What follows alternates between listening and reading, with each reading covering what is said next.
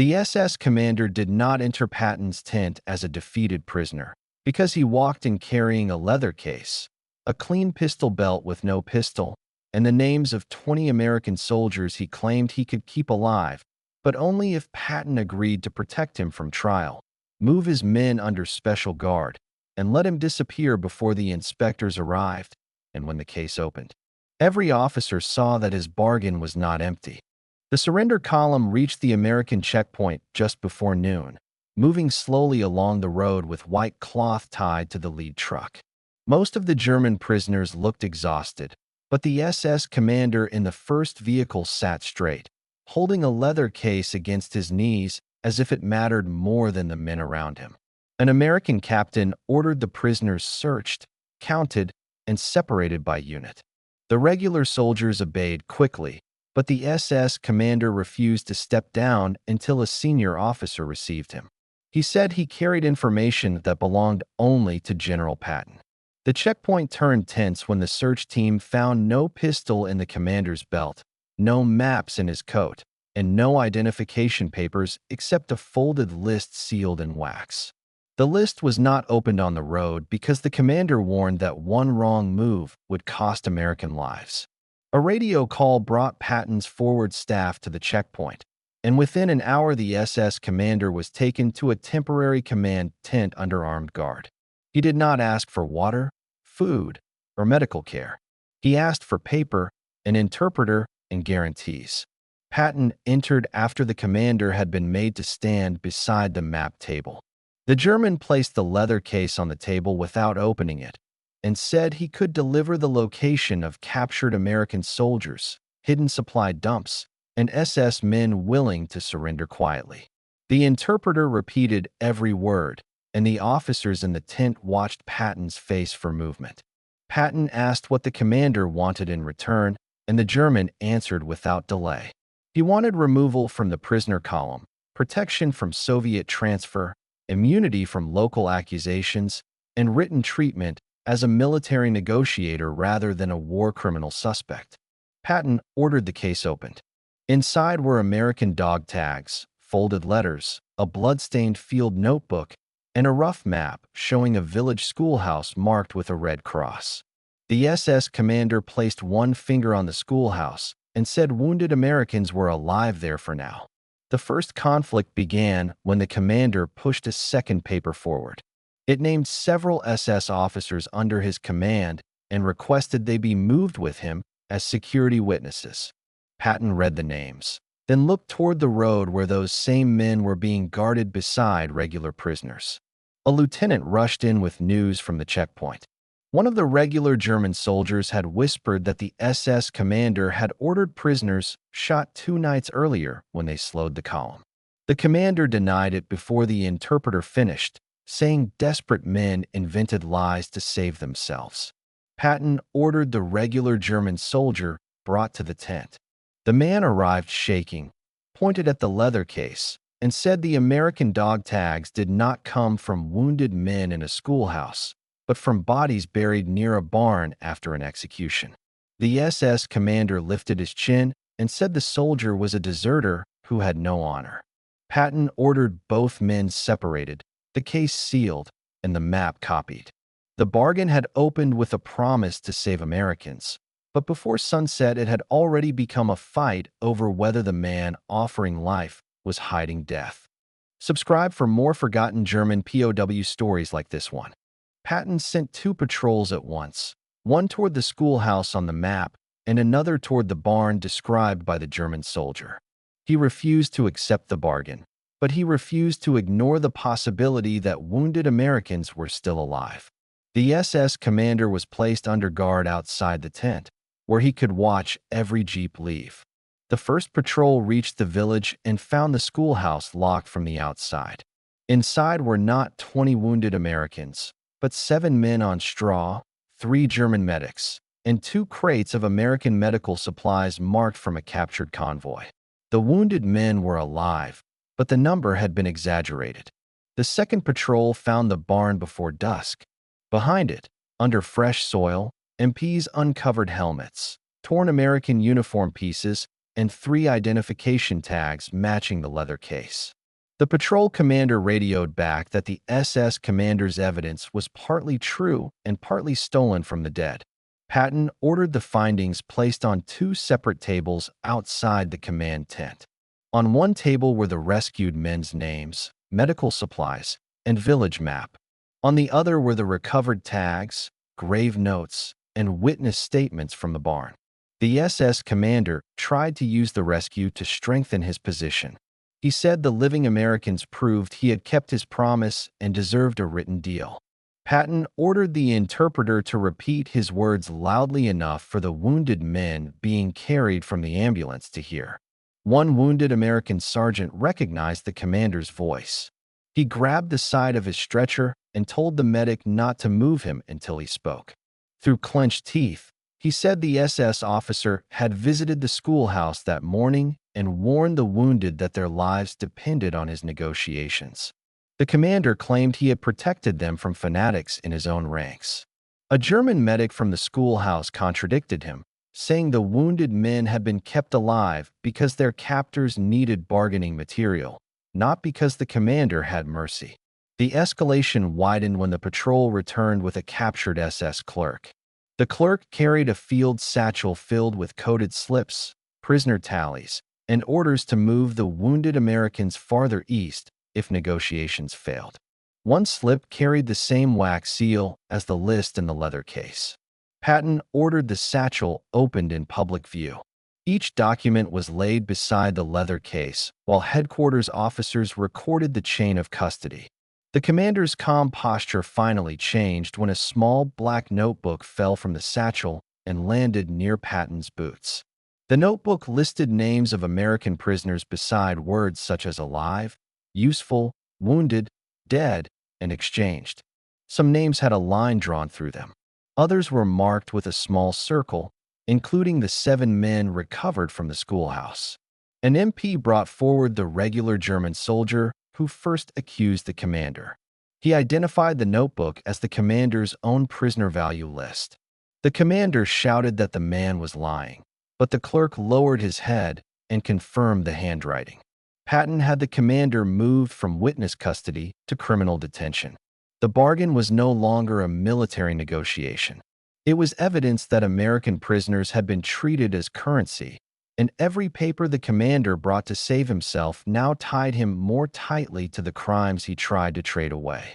The major consequence struck the next morning when one of the rescued American prisoners died in the medical tent before he could give a full statement. His death changed the entire camp because the commander had claimed all wounded men were stable when he offered the bargain. Patton ordered the medical report read aloud to the inquiry officers. The surgeon stated that the man had not died from the road journey, but from infection caused by untreated shrapnel wounds and deliberate delay in care. The medical supplies found at the schoolhouse had been stored beside the wounded, not used on them. The German medic from the schoolhouse was brought under guard and questioned with the interpreter present. He admitted that he had asked for permission to operate 2 days earlier, but the SS commander refused because dead prisoners reduced his bargaining power and injured prisoners created urgency. That statement created immediate movement through the camp. MPs searched the surrendered SS column and separated every man who had served near the schoolhouse. Several regular German soldiers began pointing out guards, drivers, and couriers who had carried wounded Americans between hiding places. A supply truck from the captured column was opened next. Beneath sacks of grain, MPs found American boots, canteens, torn unit patches, and sealed letters taken from prisoners. The items were carried to the evidence tables, where wounded survivors identified several belongings. The SS commander demanded that the search stop until he received legal guarantees. Patton had him brought to the tables in handcuffs and ordered him to watch as each item was tagged. The commander said nothing until a child's photograph was found inside a dead soldier's letter pouch. A wounded American corporal recognized the photograph as belonging to the man who died that morning. He asked to hold it, and the medic placed it in his hand for a moment before it was sealed as evidence. The entire yard saw the bargain become personal, not strategic. The major consequence became official when headquarters rescinded the commander's temporary witness status and classified him as a war crimes suspect. His SS officers were removed from the general prisoner enclosure and placed in a guarded holding area away from regular German soldiers. The commander tried a new tactic. He offered names of minefields, hidden ammunition, and 2 more prisoner sites if Patton restored his protections. Patton ordered every offer written down, but he refused to sign anything. He said information would be taken, verified, and used, but no crime would be traded for comfort. A patrol sent to one of the new locations found not prisoners, but a burned farmhouse and an empty cellar with blood on the steps. On the wall, someone had scratched 3 initials and a date that matched the commander's notebook. The patrol returned with scorched papers and a broken American helmet. The commander's leverage collapsed further when the SS clerk identified those initials as prisoners who had died before the surrender column reached the checkpoint. The commander had offered dead men as if they could still be saved, hoping no one would reach the site fast enough to prove the lie. By the end of the day, Patton ordered a full field tribunal file prepared, attached the leather case to the death report, and placed armed guards on every SS prisoner separated from the column. The bargain had not saved the commander. It had created the record that would follow him to trial. The major reversal began when an elderly French schoolteacher arrived at the checkpoint carrying a torn Red Cross armband and a bundle of hidden papers. She had walked from the village after hearing that Americans had taken the SS commander alive. She identified the schoolhouse on the map and said it had never been a mercy station. It had been chosen because its cellar could hide prisoners whenever Allied patrols passed. She then handed Patton a classroom attendance book that had been used to record the movement of wounded Americans. The attendance book reversed the commander's story completely. The names of American prisoners appeared beside dates, room numbers, and guard initials. Several entries showed men moved away before the commander claimed he discovered them and protected them. Patton ordered the teacher seated and protected. The SS commander saw the book and immediately offered a new bargain, this time naming an SS supply officer who he claimed had given the harshest orders. He said he could testify against his own men if Patton restored his status as a cooperating witness. The schoolteacher opened her bundle again and removed a photograph taken by a local villager through a cracked shutter. It showed the SS commander standing in front of the schoolhouse door with the same leather case in his hand, while wounded Americans were loaded into a truck behind him. The reversal became visible on the evidence table. The leather case had first looked like proof of rescue, then proof of bargaining, and now proof that the commander had personally supervised the movement of the prisoners he claimed to have saved. A captured SS driver was brought forward after seeing the photograph. He admitted that the commander had ordered the sickest Americans moved out of sight whenever inspectors or Allied aircraft came near. He also revealed that one truck had not gone east, but north toward an abandoned rail depot. Patton sent an armored patrol to the rail depot immediately. This time he ordered the SS commander placed in the lead jeep under heavy guard, not as a negotiator, but as a forced guide. The commander protested that the route was unsafe, and Patton answered that unsafe roads had not troubled him when wounded prisoners were inside his trucks. At the depot, the patrol found a locked freight shed with fresh tire marks outside. Inside were 5 American prisoners, weak but alive, along with 2 regular German soldiers who had been guarding them without food orders. The prisoners had been hidden there to create a second bargaining reserve. One of the rescued men identified the commander through the jeep window and said he had visited the depot the previous night. That statement destroyed the commander's last claim that subordinates had acted without him. He had been managing the prisoner sites until hours before surrender. The major reversal ended when Patton ordered the commander to stand between the schoolteacher, the rescued depot prisoners, and the evidence tables. The man who entered with a bargain now faced living witnesses from every place he had tried to turn into leverage. Patton then delivered the words every officer remembered. The commander asked one final time whether cooperation could improve his treatment, and Patton said there would be medical care, guards, records, and trial, but no deals for a man who put prices on wounded soldiers. The final irreversible event began at dawn, when the depot prisoners were being moved to the medical convoy, and one of them pointed to the commander's leather case. He said there had been a second case, darker than the first, carried by an SS courier who escaped during surrender. Patton ordered the surrendered column searched again, this time by vehicle serial numbers and driver assignments. An MP found a missing truck listed as broken down, but its fuel record showed it had been filled the night before. The truck had not broken down. It had disappeared. A reconnaissance patrol found the missing truck hidden under branches near a ruined stone bridge. The SS courier was not there, but the darker case lay beneath the passenger seat, locked and stained with oil. The case was brought back and opened in front of the inquiry board. Inside were execution orders, prisoner transfer lists, and a sealed packet marked for destruction. The packet contained photographs of American captives, maps of burial sites, and a typed instruction stating that prisoners with no exchange value were to be removed before surrender. The final file turned the investigation from bargaining abuse into planned murder. Names in the packet matched the dead found near the barn, the missing initials at the burned farmhouse, and 2 men still unaccounted for. The commander's signature appeared on the destruction order. The SS commander tried to deny the signature, but the schoolteacher produced one last paper from her bundle, a requisition note he had signed for schoolhouse coal 2 days earlier.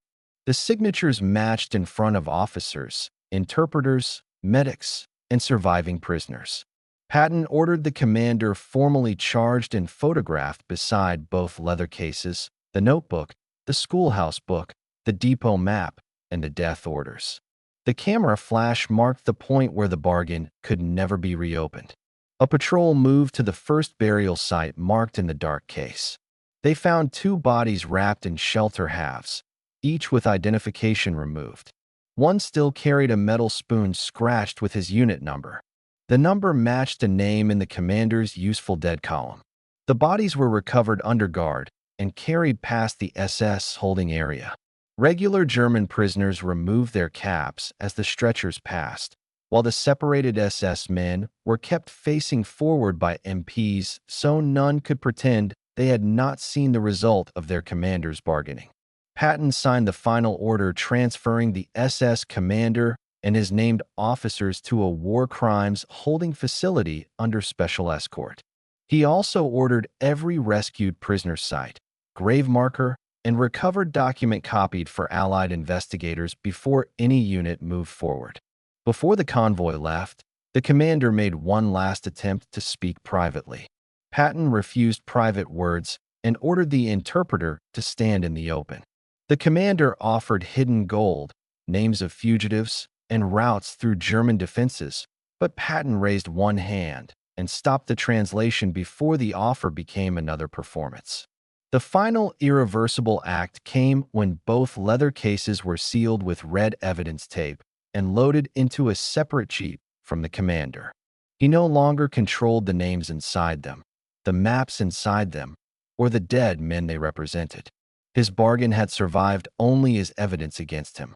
When the convoy pulled away, the SS commander rode under guard with no case, no pistol belt, and no officer allowed to speak with him alone. Behind him, the rescued Americans were carried toward field hospitals, while the schoolteacher's attendance book sat sealed beside the darker case and the execution orders. Patton watched the evidence jeep leave first, because the bargain was over, and the only deal left was the one the commander would face in court. Most people know how World War II ended. Very few know what happened inside these prison camps. Subscribe for more untold WWII stories.